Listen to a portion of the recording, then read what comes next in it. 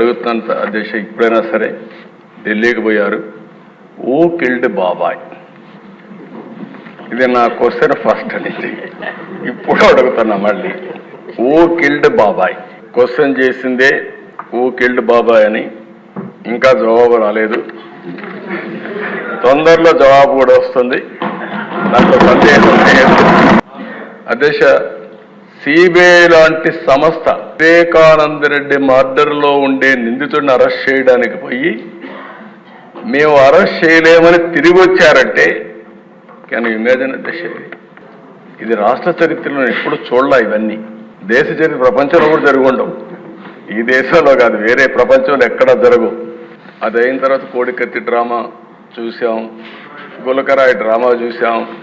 కోడికత్తి drama పనిచేసింది కానీ గులకరాయి drama పనిచేయలేదు. అప్పటికి అర్థమైపోయింది ప్రజలకి. అందుకే